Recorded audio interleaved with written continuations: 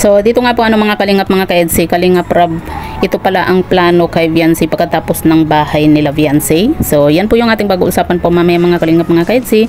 Pero bago po natin ipagpatuloy ang video ito sa mga bago pa lang po sa ating munting channel, huwag po natin kalimutang suportahan ng ama ng Kalingap, Kuya Val Santos Matubang at Kalingap Rob. At paunawa panoorin po muna ang full video bago mag-comment para malaman ang nilalaman nito. So dito nga po mga kalingap mga ka-EDC, may plano na nga po pala itong si Kalingap Rob nga po dito kay Viancy pagkatapos nga po ng bahay nga po nila Viancy. At yan nga po mga kalingap mga ka-EDC, nabanggit nga po ni Kalingap Rob na i-audition nga po niya itong si Viancy sa ABS-CBN sa mga modeling agency nga daw po, kasi pwede po siyang mag-artista nga daw po itong si Viancy. Sa PBB yan po mga kalingap mga ka-EDC, yung first plan po ni Kalingap Rob, yung makapasok po sa mga modeling sa mga commercial, dahil nga po sa bagay daw po itong si Viancy maging model nga po sa mga commercial. At ang plan B naman po ni Kalingap Rob nga po mga kalingap mga ka-EDC ay yung matupad nga po ni Viancy yung kanyang pangarap na maging flight attendant nga po.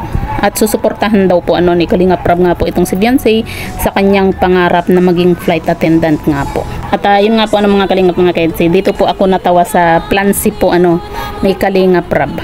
Pero sabi nga po ni Kalingap Rob, yung sa plan C po ay si Kalingap Edo na daw po ang bahala sa kanya. Kasi nga po, sabi po ni Kalingap Rob, syempre pag mag-asawa na sila, magjowa, alam nga naman na makikialam pa tayo. Sabi nga po ni Kalingap Rob nga po mga kalingap mga ka-EDC. Kaya dito pa lang po sa salita po ni Kalingap Rob nga po dito, mukhang may alam po talaga itong si Kalingap Rob dito dito nga po sa EDC. Kumbaga talagang hindi lang po sila umaamin nga po At yan nga po mga kalingap mga ka-EDC, sabi din po ni Kalingap Rob, hanggat nasa kalingap daw po itong si Viancy, siya daw po yung hahawak nga po at maghahandle at magmamanage nga po para sa future po ni Viancy, para ma-secured nga po yung kanyang future. At pwede rin po na maging vlogger nga daw po itong si Viancy. Pero sabi nga po ni Kalingap Rob, nabanggit din po niya na parang ayaw pa daw po ni Viancy nga po mag-vlog.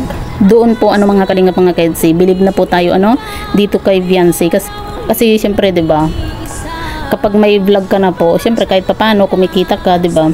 Pero yun nga po mga kalingap mga ka-EDC, kumaga talagang itong si Viancy, focus po siya sa kanyang pag-aaral nga po. Kumaga wala pa po sa isip po niya yung pagba-vlog. Kumaga hindi niya iniisip na ay sige magba-vlog ako kasi malaki yung kikitain, 'di ba? Sa pagba-vlog. Pero alam niyo mga kalingap mga ka-EDC, sa pagba-vlog naman po hindi rin po yan biro. Hindi yung pagba-vlog nga po. Siguro maganda po mga kalingap mga ka-EDC kung talagang itong si Kalingap Edo at Viancy na po talaga yung magkakatuluyan nga po pwede naman po niyang suportahan na lang po itong si Kalingap Edo. Kagaya na lang po ng ginagawa nga po ni Kalingap Jack dito kay Kalingap Rob, di ba? At yun din naman po ang alam po natin dito kay Viancy nga po na talagang sabi nga po ni Kalingap Rob na si Viancy nga daw po kayang-kaya po niyang suportahan po itong si Kalingap Edo kahit na off cam. Yun po yung nakikita po ni Kalingap Edo po sa ugali po ni Viancy. Yung hindi na po kailangan na nakikita po siya sa camera, 'di ba? Para lang masabi na kaya niyang suportahan itong si Kalingap Edo.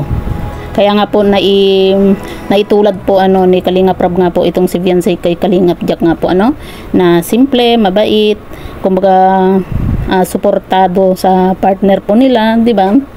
Yun po yung nakikita po ni Kalingap Rob nga po na ugali po ni Viancy.